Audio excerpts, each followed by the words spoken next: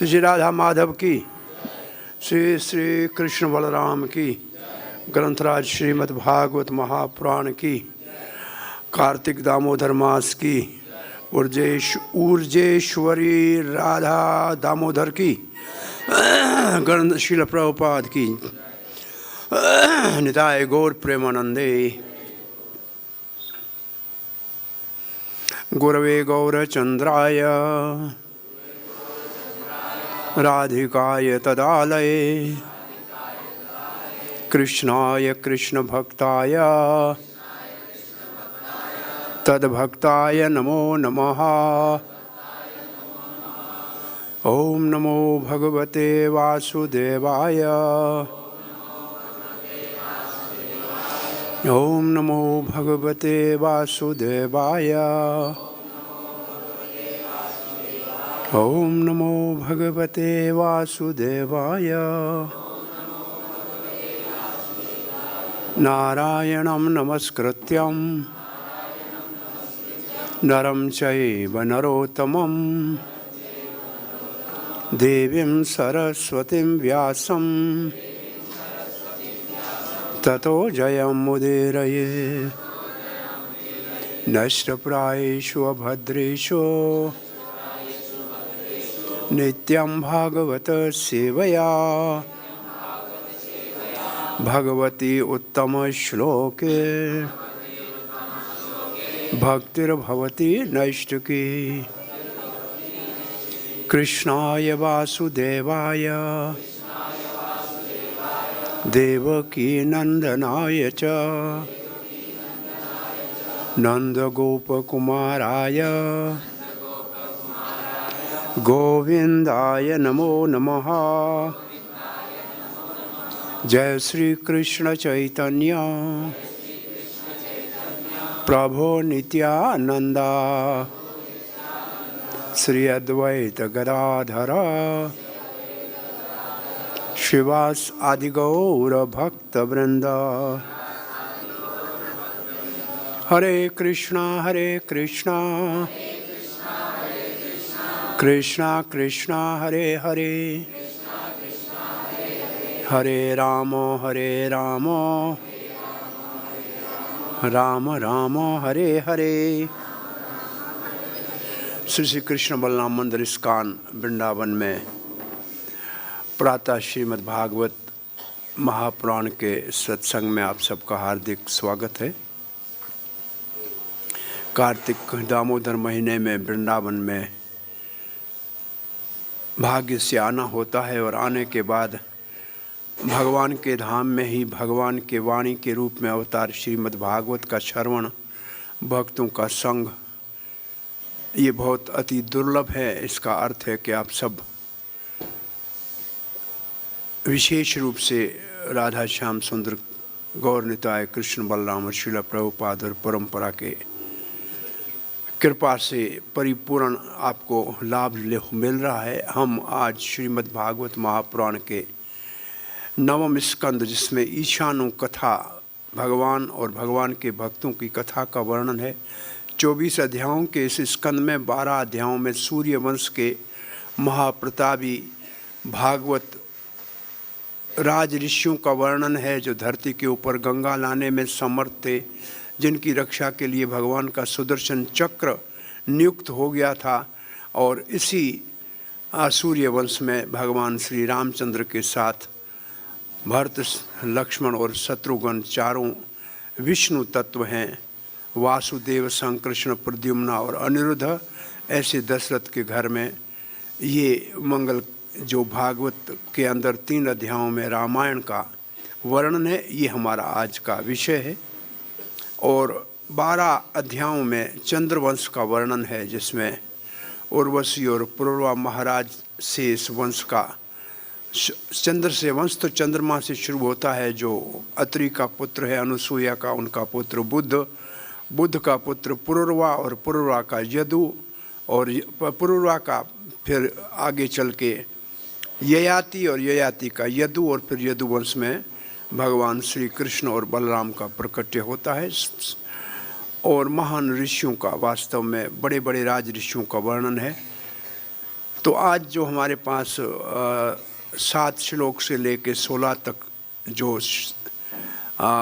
9वें स्कंद के 11वें अध्याय का भगवान श्री रामचंद्र के विषय में जो आज हम वर्णन करेंगे, उसमें ब्राह्मणों को भगवान श्री रामचंद्र ने यज्ञ के समय चारों दिशाओं में बैठे हुए ब्राह्मण जो होता था, औदरवा था, ब्रह्मा था और उद्गाता था, जो सामवेद गा रहा था, उनको सारी पृथ्वी का पूर्व पश्चिम दक्षिण उत्तर दान कर दिया और शेष बची हुई पृथ्वी आचार्य जो था उसको दे दी।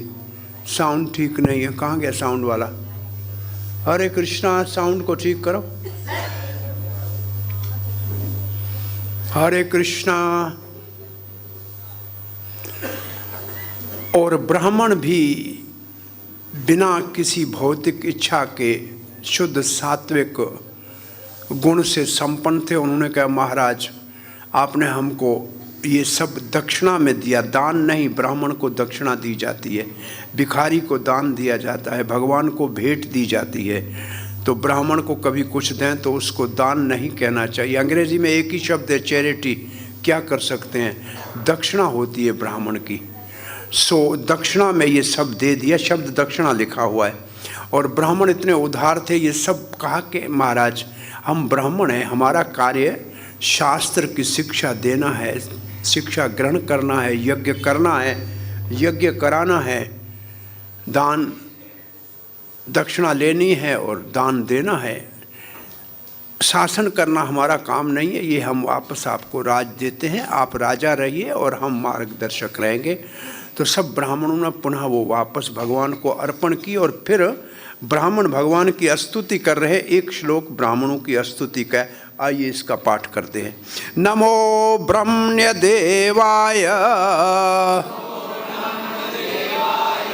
रामाय अकुंठ मेधसे उत्तम श्लोक धुर्याय न्यस्तः दंड अर्पित अंग्रियहे। ये ब्राह्मण देवता जो यज्ञ करा रहे थे, बड़े प्रसिद्ध विप्रवर पुरोहित थे, वो कहते हैं आप ब्राह्मण देवा है, इसका मतलब ब्राह्मण आपके लिए पूजनीय है, इसलिए आपने सब कुछ ब्राह्मणों को दक्षिणा में दे दिया। आप रामचंद्र अकुंठ मेध से आपकी बुद्धि, आपका ज्ञान कभी आवृत नहीं होता है, क्योंकि आप तीनों गुणों से परे हैं। अकुंठ मेध से, मेधा बुद्धि को कहते हैं। अकुंठ का मतलब जो कभी कुंठित नहीं होती है, बाध्य नहीं होती है। तो भगवान सर्वदा त्रैकाल दृष्टि होते हैं, उनको सोचना नहीं पड़ता है, भूत भविष्य वर्तमान उनके सामने पड़ा होता है। और भगवान का नाम सच्चित आनंद, चित्त का अर्थ है ज्ञान घन। तो यहाँ मेधसा, अकुंठ मेधसा मतलब जिसका, प्रभुपाद ने लिखा है, जिसका ज्ञान और बुद्धि कभी भी खंडित न हो, आवृत न हो, सदा सर्वदा के लिए यथारूप रहे, उसको कहते हैं। भगवान रामचंद्र कैसे हैं? अकुंठ मेध, अकुंठ मेध से। उत्तम श्लोकाय, जिनकी उत्तम श्लोकों से कीर्ति गाई जाती है, गुणगान किया जाता है। धूर्याय, उनके समान और कोई नहीं है, सर्वश्रेष्ठ है। धूर्याय का मतलब उनके बराबर किसी और को राय दी नहीं जा सकती, वो सर्वश्रेष्ठ हैं। न्यस्त दंड अर्पित अंग्रिय है, ऐसे साधु जो दंड से रहते, उनको दंड दिया नहीं जा सकता। इसका मतलब शुद्ध पवित्र, वो भी जिसके चरणों की सेवा करते हैं। भगवान कैसे हैं? जिनकी चरणों की सेवा परमहंस करते हैं, जो आत्माराम होते हैं। आत्माराम समुन्यो, ये आत्माराम शब्द का अर्थ है जिनके ऊपर कोई दंड लग नहीं सकता है। जैसे भारत में अभी शंकराचार्य के ऊपर कभी अगर शंकराचार्य एयरपोर्ट पे जाएगा तो उसको कस्टम से नहीं गुजरना पड़ता है, उसको हाथ नहीं लगाएंगे। ये सरकार का नियम है, क्योंकि अकुंठ वो हैं न्यस्त दंड उनके ऊपर दंड नहीं लगता है। वो भी भगवान के चरणों की सेवा करते हैं जो दंड से मुक्त हैं। इसका शब्द अर्थ में प्रभुपाद ने लिखा है, जिनके चरण कमल उन संतों के द्वारा पूजित हैं जो दंड से रहित हैं, उनको दंड दिया ही नहीं जा सकता। तो ब्राह्मण भगवान श्री रामचंद्र की प्रशंसा में ये श्लोक कह रहे हैं। अब हम आगे का श्लोक पढ़ते हैं, 8वां। सुखदेव गोस्वामी कह रहे हैं, कदाचित लोक जिज्ञासो गूढ़ो रात्र्याम अलक्षितः चरणवाचो शृणोद रामो भार्याम उद्देश्य कस्यचित्। अब दूसरा प्रसंग चल रहा है। ब्राह्मणों की प्रार्थना पूरी थी, पूरी हो गई। सुखदेव गोस्वामी कहते हैं एक समय की बात है, कदाचित। और अब ये वास्तव में रामायण का बहुत ही दुखद प्रसंग आ रहा है।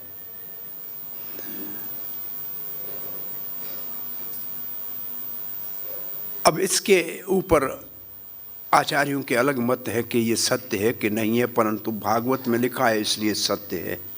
तो इसका अर्थ क्या हुआ? कदाचित, एक समय की बात है।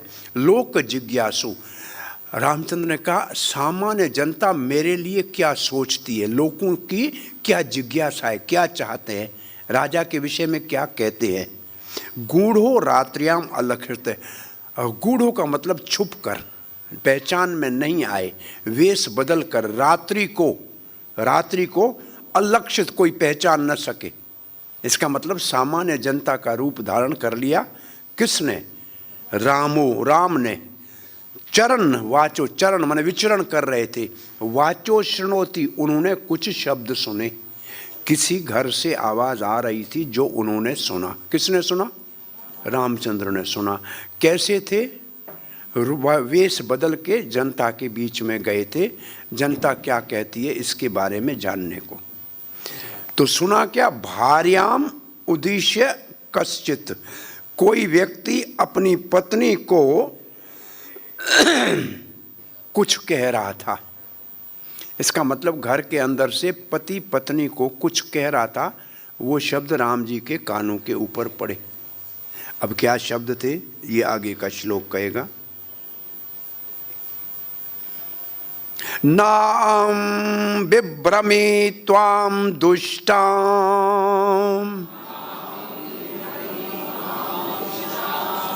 असतिम परवे संगा स्त्रीणो हि बिभ्रयात सीता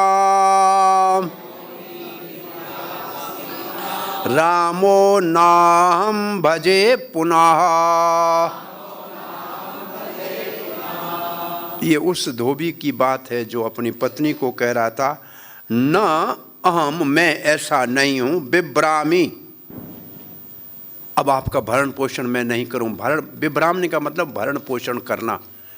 वैसे पति का अर्थ है जो अपनी पत्नी का भरण पोषण करे। पात्यतीति पति, पति का मतलब अपनी पत्नी, अपने उससे उत्पन्न संतान का भरण पोषण करे, उसको कहते हैं पति। और पत्नी उसको कहते हैं जो पति को पतन से बचाए, पति को कुमार्ग से बचाए, उसको कहते हैं पत्नी। ये शब्दों का अर्थ ये है। अभी तो पति को तो बेचारे को चाय पिला के, चाय निकालने के बाद जो पत्ती बचती है ना, जिसको फेंकते हैं, ऐसा पति बना दिया है। रोज की चाय की पत्ती को जैसे पत्ती ऐसा हो गया है। अब पत्नी के लिए तो कुछ नहीं कहा जा सकता है।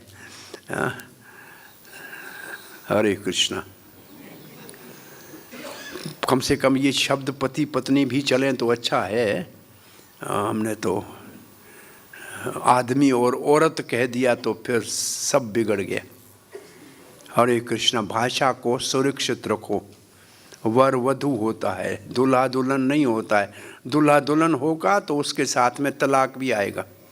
इसलिए शब्द बदलो तो कुछ नहीं, तो सब शांति हो जाएगी। अब कह रहा है, ना अहम बिभ्रामी त्वाम दुष्टाम, ए दुष्टा, कुलटा, मैं आपका भरण पोषण नहीं करूंगा। क्यों नहीं करोगे? असतीम, आप सती नहीं हो, एक पति व्रतधारी नहीं हो, परवेशगाम, किसी और के घर में जाके रात रह के आ गई। कहाँ थी रात? नहीं थी ना घर में। और कहते हैं, तो उसने कहा क्या हुआ मानो, ऐसी कोई बड़ी, बोला स्त्रीणों, मैं कोई इस ऐसे जारू का गुलाम नहीं हूं। जोरू का गुलाम कहते हैं ना, स्त्रीणों शब्द का अर्थ है जोरू का गुलाम। जोरू का गुलाम शब्द सुना है ना? हाँ, उसको हैंचपैक, अंग्रेजी में हैंचपैक कहते हैं कि मैं जोरू का दास नहीं हूँ, पत्नी का, आपका मैं सेवक नहीं हूँ। बर्भर्त्या बिभ्रियत सीताम, जैसे राम ने सीता को रख लिया था, एक ऑलमोस्ट 1 वर्ष से कुछ दिन कम तक रावण के पास रही थी, उसको राम ने रखता। मैं वैसा नहीं हूं, ना हम भाजो पुनः, ऐसा मैं आपको घर में नहीं रह सकता। यहाँ भाजो का अर्थ है मैं आपको स्वीकार नहीं कर सकता। तो आप तो ये कथा सुनी हुई है, धोबी ने ऐसे कह दिया कि आप असती हो और मैं स्त्रियायण नहीं हूँ, मैं जोरू का दास नहीं हूँ, इसलिए मैं आपका भरण पोषण नहीं करूँगा। राम कर सकता है, जैसे उसने सीता को रख लिया था, मैं ऐसे नहीं करूँगा। ये उसने वचन कहे। अब इसका क्या प्रभाव पड़ा राम जी के ऊपर, सुनिए। सुखदेव गोस्वामी कहते हैं, इति लोकाद बहुमुखाद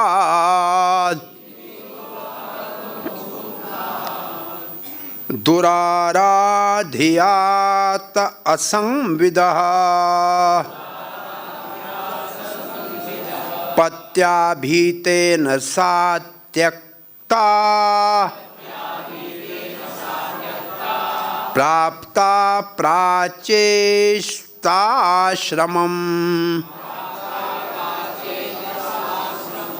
रामचंद्र इति, इस प्रकार रामचंद्र ने लोकाद बहुमुखाद, लोकाद बहुमुखा का अर्थ है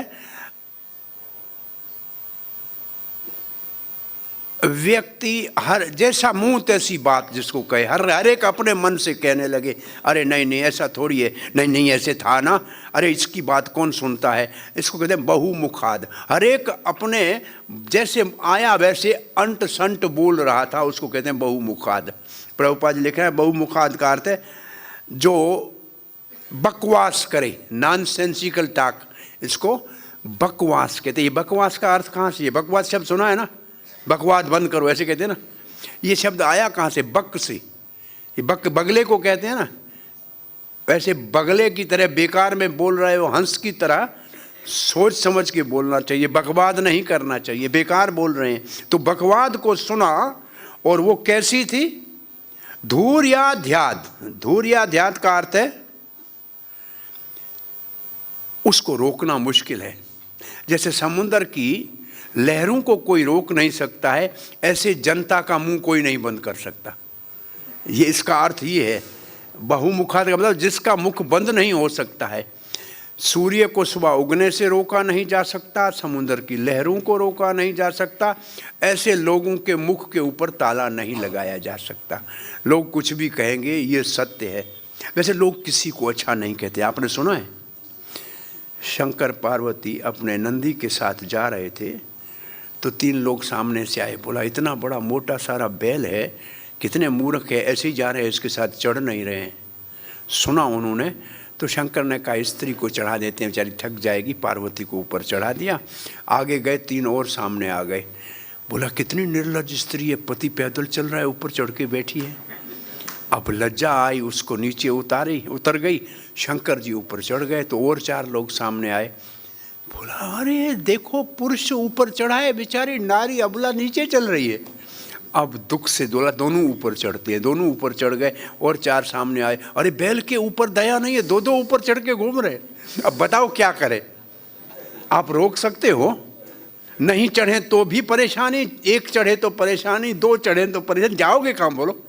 तो ये संसार कुछ भी बोलेगा। इसलिए गुरु मुख पद्म वाक्य, जो गुरु के मुख से सुना है उसी के ऊपर अपना जीवन समर्पण कर दो। संसार क्या कहेगा ये कभी नहीं सुनना, नहीं तो कभी शांति नहीं मिलेगी। ये पक्की बात है। दुनिया की इतनी बातें हैं, कोई सब लोग आप क्या सराहना करें, ये संभव नहीं है। इसलिए रामचंद्र की कर रहे हैं तो आप कौन सी बाग की मूली है जी। यहाँ लिखा है जिसको रोका नहीं जा सकता है, अंश असंविदः। ये जो बोलने वाले हैं ये संविद नहीं है, मतलब सम्यक विद्वान नहीं है, अच्छी तरह जैसे जानकार नहीं है। ये कोई वेद थोड़ी पढ़ के आए हैं। इनको ये थोड़ी पता है कि रामचंद्र सच्चिदानंद भगवान साक्षात जो है साकेत अधिपति है। ये थोड़ी जानते हैं कि सीता जो है वो हलादिनी शक्ति है भगवान। इनको ये थोड़ी पता है। ये तो ऐसे सामान्य लोग उनको अपने जैसा समझ रहे हैं। ये तो पशु बुद्धि है, इसको कहते हैं पशु बुद्धि। वास्तव में ये असंविद का मतलब पशु बुद्धि। जैसे कुत्ता अपने आप को कुत्ता ही समझता है, वो ये थोड़ी समझता है और सबको अपने जैसा ही समझता है। ऐसे हम, और हमारे लिए आप समझ लो जैसे हमारे गुरुवर हैं, आचार्य हैं, जो बहुत बड़ी 40-50 साल तपस्या करने के बाद आज पूजनीय लोग उसको देखते हैं, अरे इतनी बड़ी पूजा ले गया, कर क्या रहा है। उसने ये नहीं देखा उसने पहले क्या किया है, उसका पूर्व जन्म जो है उसकी तपस्या का किसी को पता नहीं है।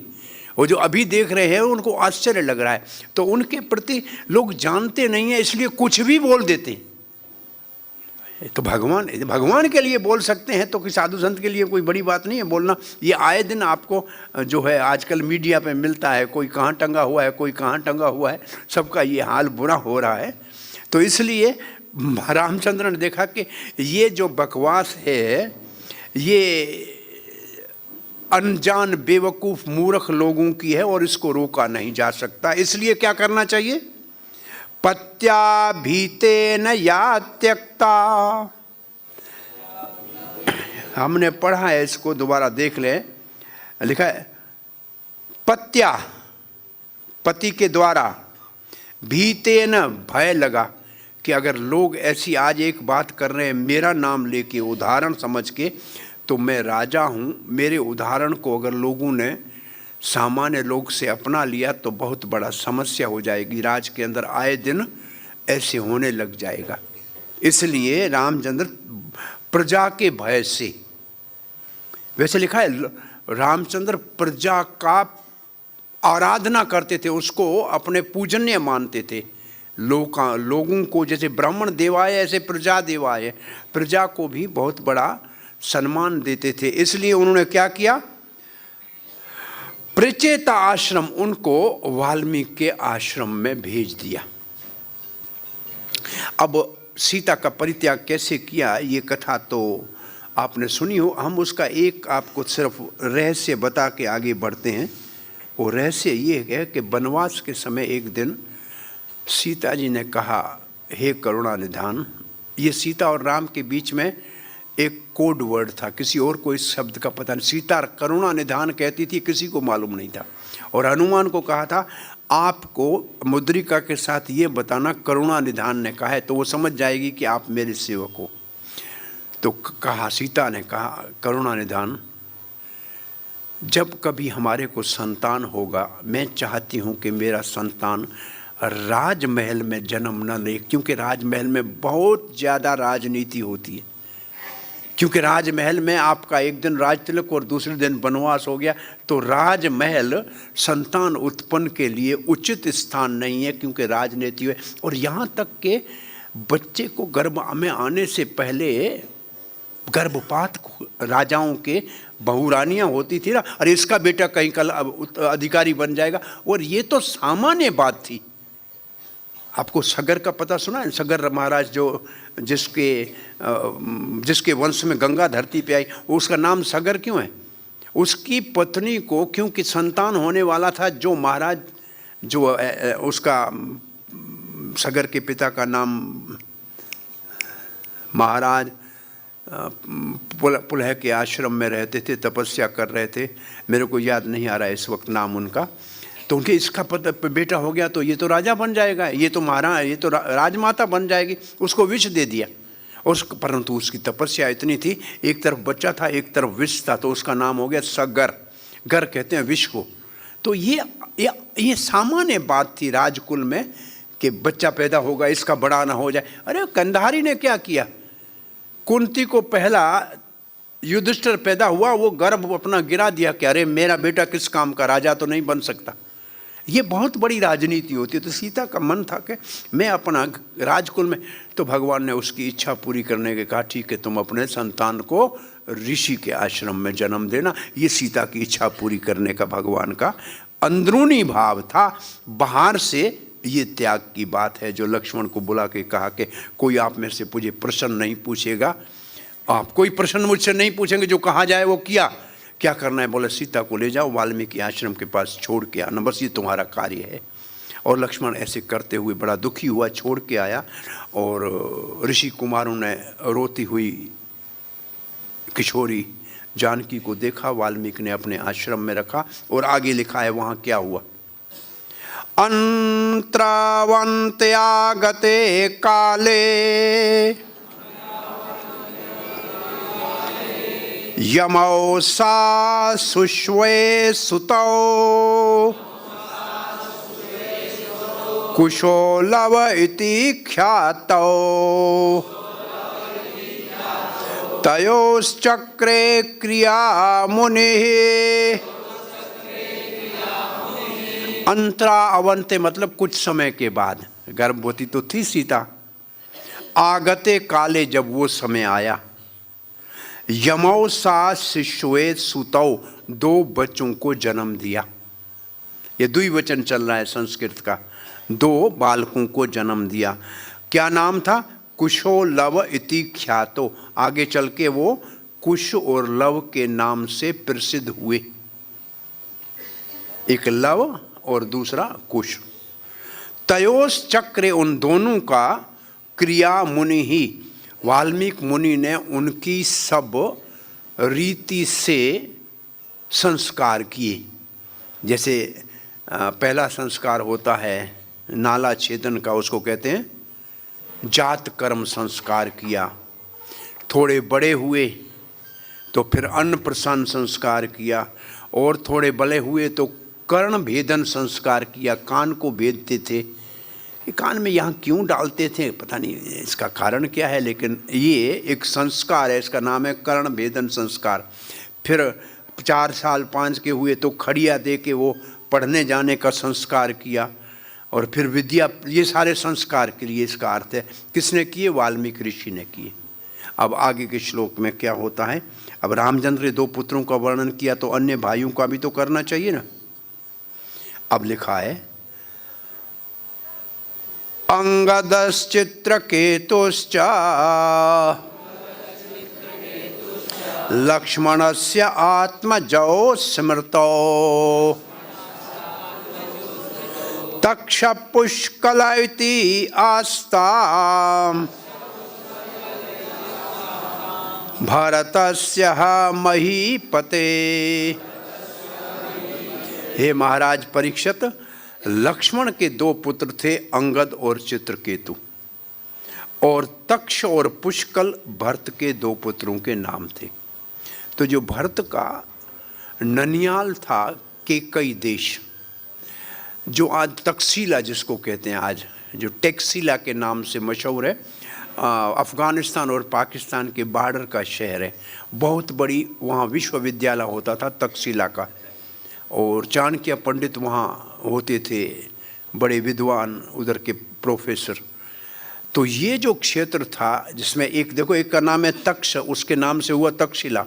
दूसरा है पिशावर, जो आज पिशावर है पाकिस्तान में, उसका नाम था पुष्कला। वो इस पुष्कल का राज था। महाराज पुष्कल को वो राज दिया जो अफ़गानिस्तान के इस तरफ इस वक्त फ्रंटियर प्रोविंस कहते हैं। जो हमारा फ्रंटियर मेल एक चलता है ना बॉम्बे से, उसका फ्रंटियर मेल एक गाड़ी का नाम था। वो पहले पिशावर तक जाती थी पार्टीशन से पहले। तो वो जो पिशावर जिसका नाम है, उसका नाम था पुष्कला। ये भरत का बेटा वहाँ का राजा था। और लव लाहौर का राजा था। ये पंजाब लव का राज था। ये लाहौर नाम लव के नाम से हुआ है। तो ये इसका मतलब रामचंद्र के राज वहाँ तक था, ये पूरा राज रामचंद्र का था। ये भरत के 2 पुत्र और लक्ष्मण के पुत्रों को संभवतः इसी क्षेत्र का राज था, जो उत्तर प्रदेश बिहार है। ये तो मेरे याद नहीं है, लिखा है रामायण में, लेकिन ये मेरे को स्मृति में है इसलिए बता रहा हूँ। तो 2 भाइयों के, अब तीसरे के पुत्रों का नाम बताना है। आइए तीसरे के नाम सुनते हैं। सुबाहु श्रुतसेनश्च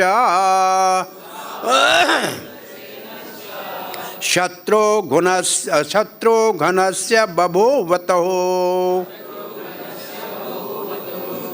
गंधर्वान् कोटिषु जिघ्नये भरतो विजय दिशाम् तदीयं धनमानीय सर्वं राज्ञे न्यवेद्य शत्रुघ्नश्च मधुपुत्रं लवणं नाम राक्षसं हत्वा मधुवने चक्रे मथुराम नाम वा पुरीम। अब 2 श्लोकों में लिखा है शत्रुघ्न के 2 पुत्रों का नाम था सुबाहु और सुरतसेन।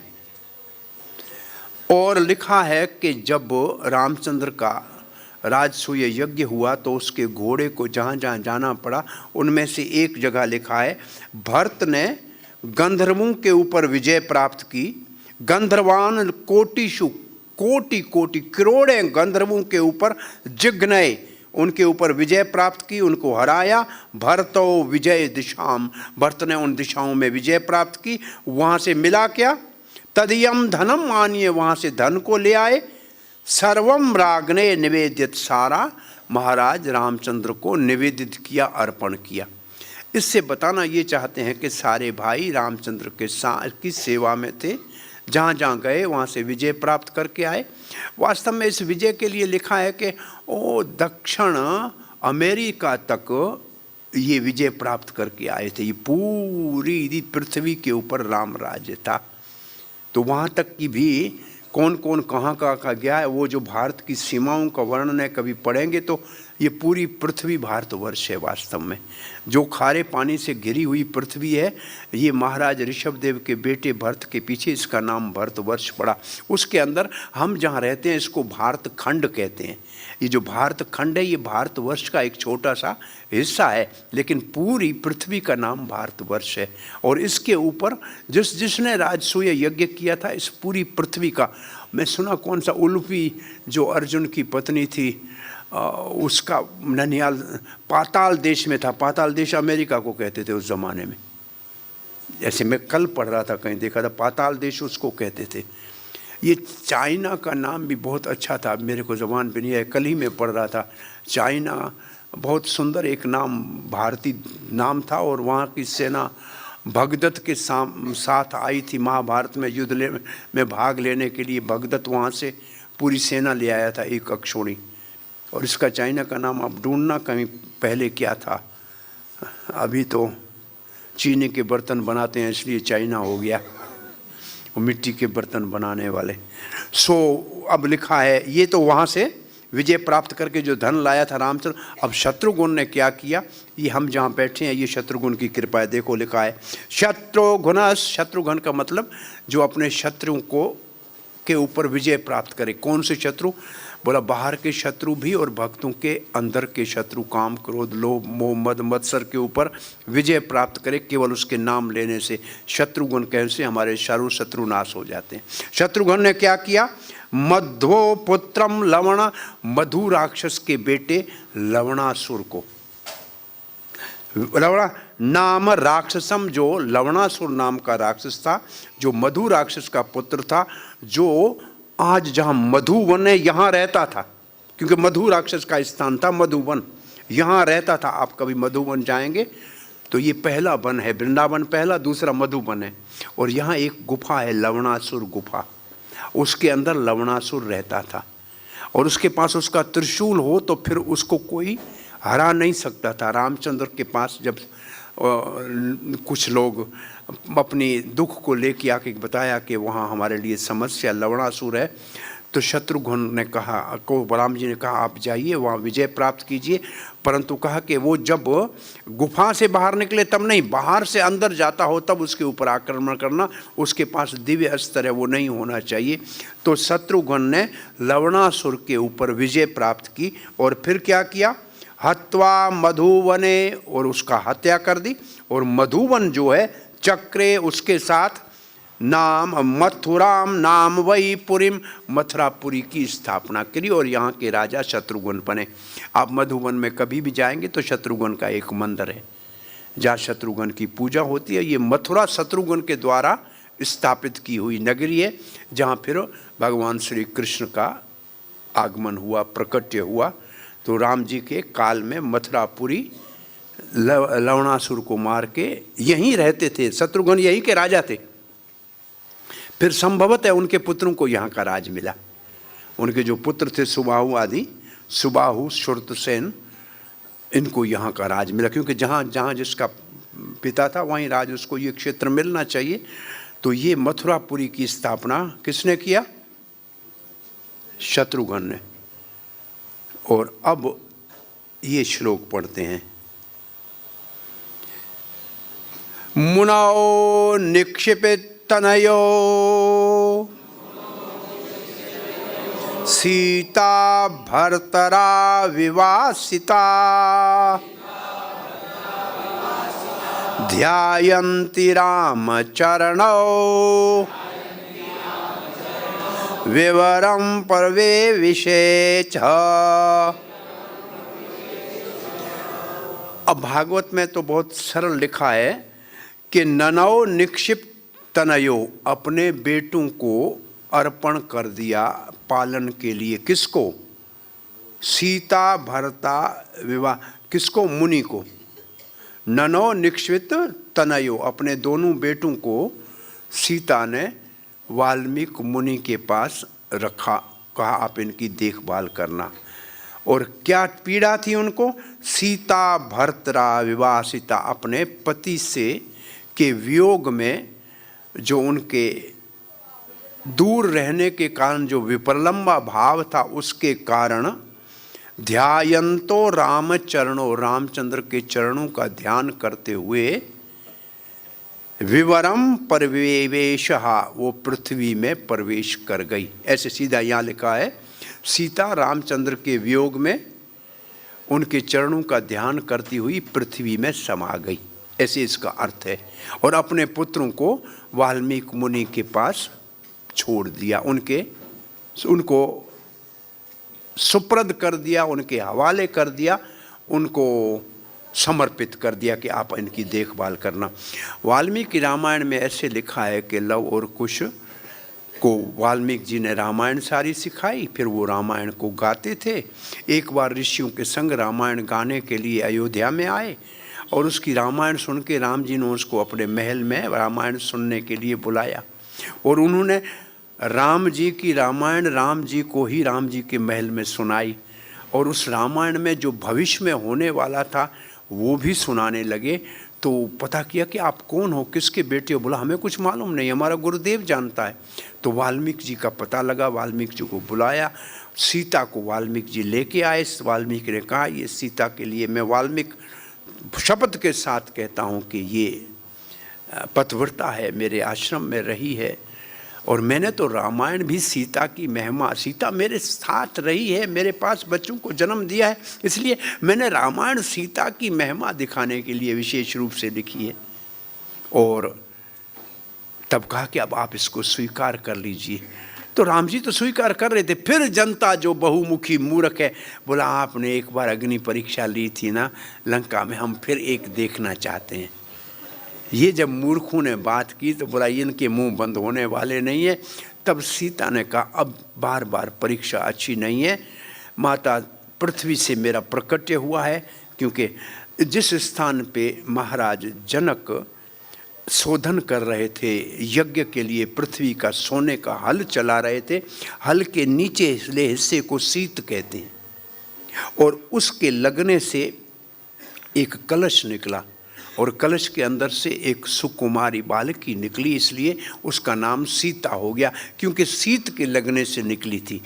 और महाराज जनक की पुत्री थी, इसके लिए जानकी हो गया।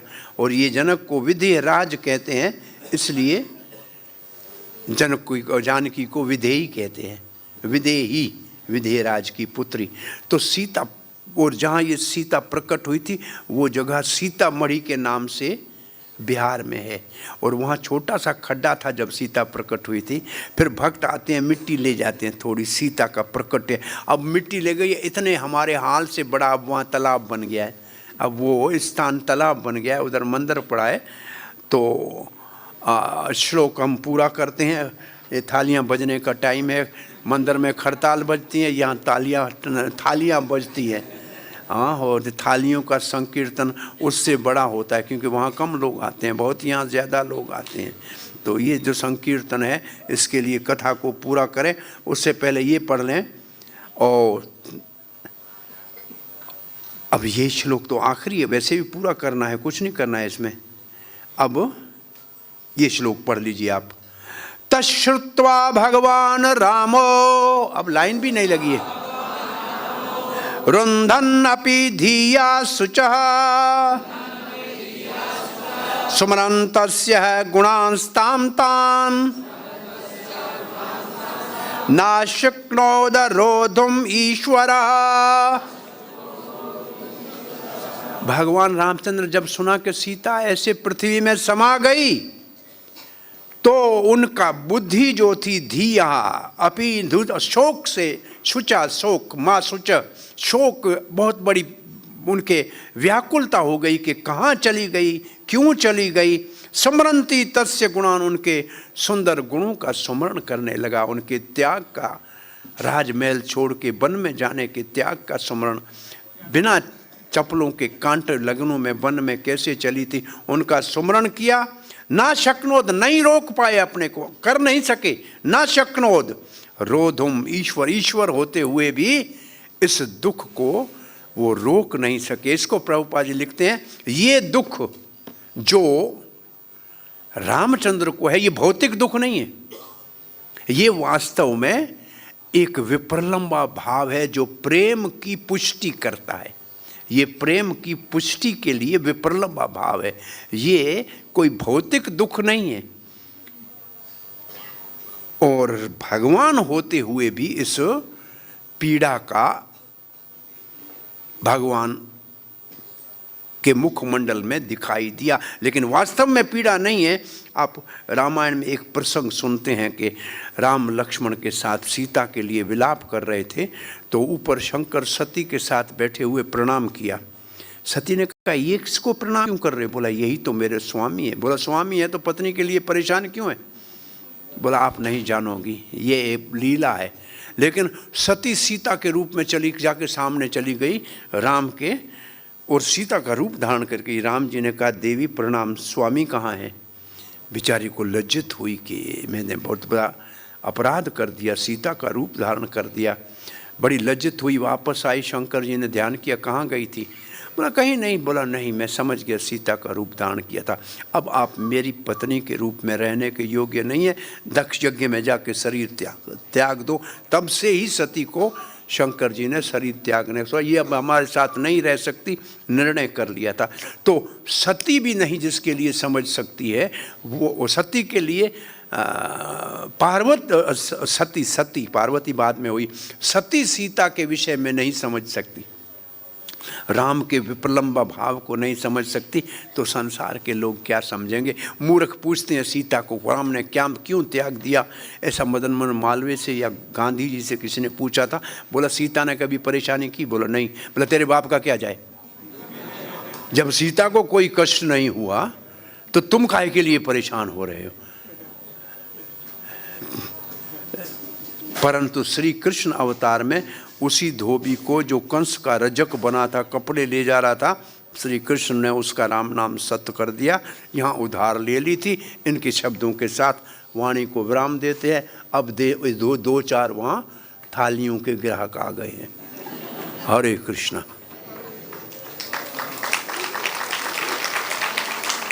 शिल प्रभुपाद की जय।